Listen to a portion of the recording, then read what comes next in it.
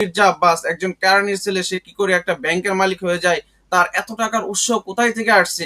একবার কি আপনাদের মনে হয় না আপনাদের বিএনপি সম্ভবত দেশ দুর্নীতিতে শীর্ষ চ্যাম্পিয়ন ছিল, মানে দুর্নীতিতে একদম নোবেলই পাইছে বলতে গেলে বলা যায়। এগুলো কি আপনার একবারও মনে হয় না? এগুলো কি আপনারা বলতে পারেন না? এই জন্যই আপনাকে এই কথাটা আমার বলা। ধন্যবাদ আপনাকে। জি, ধন্যবাদ। ধন্যবাদ আপনাকে। শাহাদাত, এমডি শাহাদাত আনমিউট করেন, বলেন বিষয়ের উপর কোনো প্রশ্ন করবেন। জি, ধন্যবাদ এনামুল হক মনির ভাই আমাকে যুক্ত করার জন্য। ধন্যবাদ জানাচ্ছি বিজ্ঞ আলোচক, সবাই অত্যন্ত গুরুত্বপূর্ণ আলোচনা করেছেন। আন্তরিকভাবে ধন্যবাদ জানাচ্ছি মাহবুবুর রহমান মাহবুব ভাই, অত্যন্ত গুরুত্বপূর্ণ অনেকগুলো কথা মাহমুদুর বলেছেন। রহমান, মাহমুদুর রহমান মাহমুদ, মাহবুবুর জি রহমান জি। মাহমুদ। তারপরে আমি আজকে কথা বললাম শুধু একটা প্রশ্ন করে, আমাদের এই যে নুরুজ্জামান ভাই খুব সুন্দর আলোচনা করেছেন, কিন্তু ভাই আজকে আমাদের ভোটের নির্বাচনে কয়েকটি পার্সেন্ট দিয়েছেন। তো ভাইকে আমি আজকে বোঝানোর জন্য বা বুঝার জন্য যে বিগত সময়ের ভোটের মানে মাঠ আর 2025-26-এর ভোটের মাঠ প্রায় দিনে পার্থক্য, তার জন্য আমি এই আমাদের বাইরে আমাদের পেজের কমেন্ট বক্সে একটা আমি দিয়েছি, লিস্ট দিয়েছি 91 নির্বাচন থেকে শুরু করে 26-এর নির্বাচন কি হতে পারে। এই বিষয়টা নুরুজ্জামান ভাই অবশ্যই দেখবেন, একটু মতামত দিবেন। ধন্যবাদ। আসসালামু আলাইকুম। জি, জি ধন্যবাদ। মনির। আচ্ছা মনির ভাই, যদি আপনি আমাকে পারমিশন দেন, ওই যে ভোটের যে পার্সেন্টেজ যে ব্যাখ্যাটা দিয়েছি আমি আসলে ওইখানে কমপ্লিট করতে পারিনি। আমি একটা মিনিট দিবেন আমাকে, আমি সেকেন্ড টাইম বলেন, দ্বিতীয় সময়। আচ্ছা আচ্ছা ঠিক আছে। মনির বলেন। ধন্যবাদ এনাম ভাই এবং সম্মানিত আলোচক বিন্দু, আসসালামু আলাইকুম।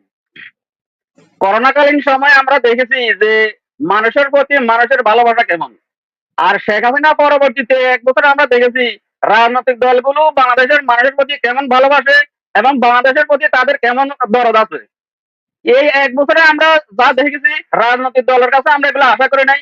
আমরা আশা করেছিলাম ওনারা অনেক পরিবর্তন হবেন। এখন ইসলামী দলগুলো যদি দেশের স্বার্থে জনগণের স্বার্থে যদি ঐক্যবদ্ধ হয় এবং জামাতে ইসলামের সাথে যদি যোগদান করে, এনসিপি যদি জামাতে ইসলামের সাথে যোগদান করে, বাংলাদেশের ভোটের চিত্র পাল্টে যাবে। এখন বাবর সাহেব তো বিএনপি থেকেও ভালো নেতা ছিলেন, বিএনপির অনেক ভালো নেতা ছিলেন, স্বরাষ্ট্রমন্ত্রী ছিলেন, উনি প্রতিমন্ত্রী ছিলেন। এখন তো উনি বিএনপিতে অবহেলাতে জামাতে ইসলামে যোগ দিয়েছেন। এখন এরকম তো আরো অনেক লোক জামাতে ইসলামে যোগ দেবেন বিএনপি থেকে। তখন ভোটের হিসাব কিভাবে হিসাব করবেন? জামান ভাই যে ভোটের হিসাব দিয়েছেন, আপনি কি গ্রামে গঞ্জে গিয়েছেন যে মানুষ কি বলে, জনগণ কি মত প্রকাশ করে, আপনি কি সেগুলো দেখেছেন? ধন্যবাদ আমরা সবাইকে। জি, ধন্যবাদ। ইমরান। আসসালামু আলাইকুম মনির ভাই, আপনাকে ধন্যবাদ আমাকে যুক্ত করার জন্য। মনিরুজ্জামান ভাইয়ের কাছে আমার প্রশ্ন হইল গিয়া, উনি বলছে বিএনপি 40-42% ভোট পাবে। আমরা তো অনেক মানুষের সাথে চলাফেরা করি। এনাম হক মনির ভাই, আপনি এটা করেন, তদন্ত করে দেখেন, এমন বাংলাদেশে হাটে বাজারে এমন কোনো জায়গায় নাই মানুষ ইসলামী দলগুলোতে পছন্দ করে, বিএনপি কে মানুষ চায় না। কারণ বিএনপির এমন কি গুণ আছে ওনাদেরকে মানুষ ভোট দিবে? 2001 সালে দেখছি, আমি নিজে আমার পুরো আত্মীয় স্বজন সবাই আমরা বিএনপি করি। আমার আন্ডারে 20-30 জন লোক আছে চাকরি করে। আমরা সবাই বিএনপি ছিলাম 5 আগস্টের আগে। এখন সবাই ইসলামী আন্দোলন বাংলাদেশ এবং জামাতে ইসলাম।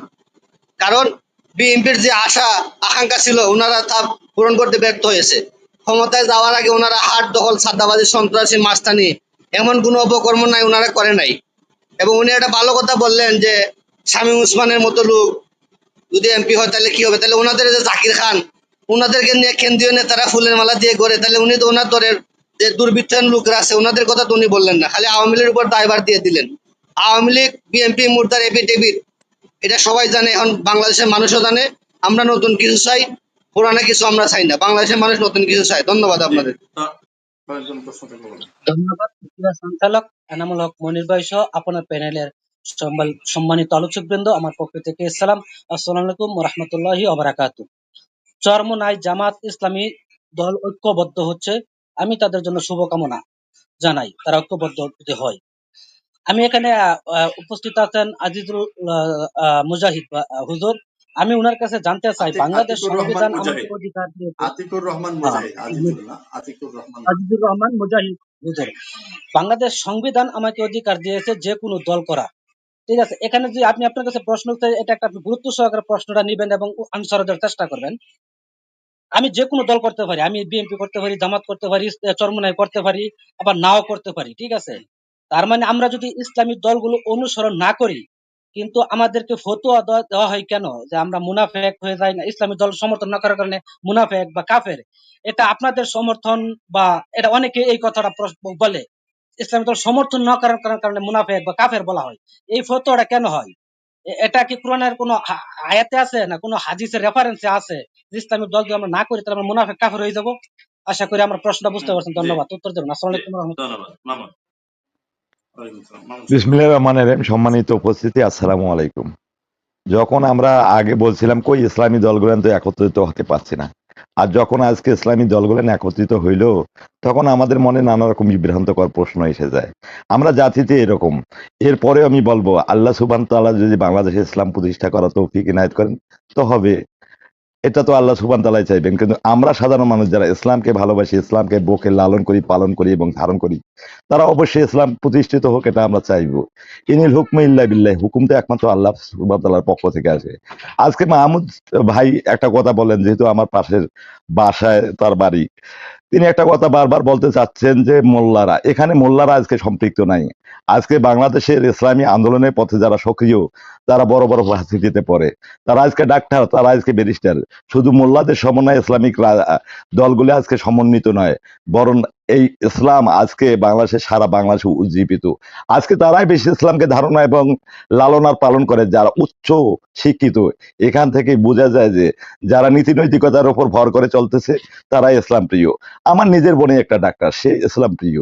তো এরকম হচ্ছে, মানুষ এখন ইসলাম প্রিয়র দিকেই ছুটে যাবে।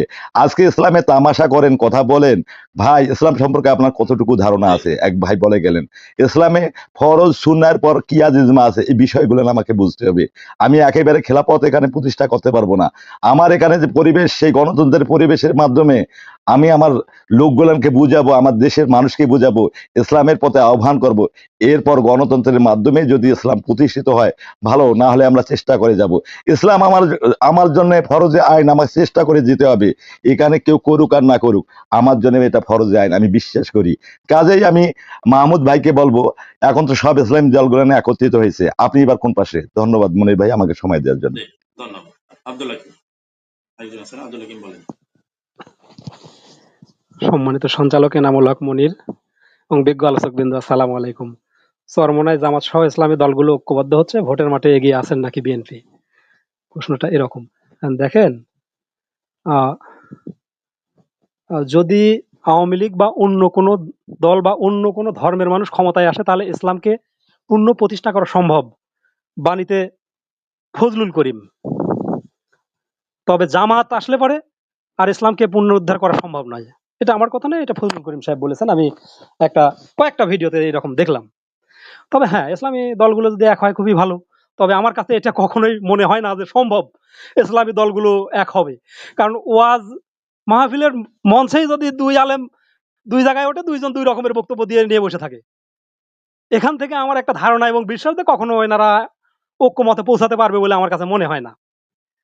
আর আরো একটা বিষয়, যেটা রাজনৈতিক প্রজ্ঞা, জ্ঞান বিজ্ঞানের প্রয়োজন আছে, সেক্ষেত্রে একটু ওনারা উইক পয়েন্টে আছেন। মাহমুদ সাহেব একটা কথা বলতেছিলেন যে ওনার কথা দিয়ে, ওনার দলের কথা থেকে একটা উদাহরণটা নিই আমি। ওনারা 91-এ নির্বাচন করে পেলেন 66টা, 96-এ পেলেন 36টা, 2001-এ পেলেন 16টা। যদি ওনারা রাজনৈতিকভাবে প্রজ্ঞাবান হতো, 2001 সালে বিএনপি ক্ষমতায় না এসে জাতীয় পার্টিও আসতে পারতো। কিন্তু রাজনৈতিক অদূরদর্শিতার কারণে ওনাদের এই আজকে নাজেহাল অবস্থা, লেজে গবরে অবস্থা। ইসলামী দলগুলো বলা হচ্ছে প্রকৃত অর্থে যারা নামাজ কালাম বা ধর্মকে বিশ্বাস করে, তাদেরকে ইসলামী দল বলা হচ্ছে। প্রকৃত অর্থে ইসলামের জন্য কি তেনারা আসলে রাজনীতি করছেন?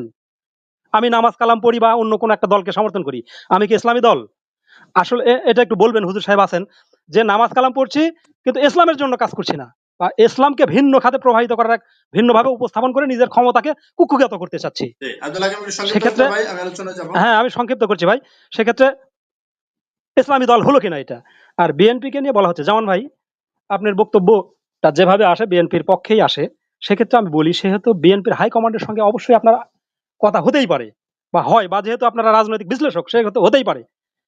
সারা বাংলাদেশে এই যে একটা চাঁদাবাজির খবর উঠছে, দখলদারের খবর উঠছে, এটা কি বিএনপির হাইকমান্ড দেখে না? আপনারা কথা বলেন, আপনারা কি এটা সেখানে আলোচনা করেন না? ওনারা এতটা বধির হলেন কিভাবে? তবে এটাও সত্য, এত কিছুর মাঝেও এটাও সত্য, বিএনপি 2003 সালে নিজের দলের এগেনিস্টে নিজের সরকারে থাকা অবস্থায় অপারেশন ক্লিন হার্ট দিয়ে তার দলকে পরিচ্ছন্ন করেছে। তা আশা রাখি হুম, আগামীতেও জি, বিএনপি ধন্যবাদ। এই ধরনের একটা অপারেশন দিয়ে তার দলকে পরিচ্ছন্ন করবে। যারা আজকে চাঁদাবাজি করছে, জনাব তারেক রহমান বলেছে, যারা চাঁদাবাজ বা অন্য কোনো জি, স্বৈরতন্ত্রের সঙ্গে ধন্যবাদ জড়িত ছিল আব্দুল হাকিম। আমি তারা আর সময় কখনোই দিতে পারবো না। নমিনেশন পাবে না, প্রশ্ন তাদেরকে দেওয়া হবে না। থাকলে আমি এবং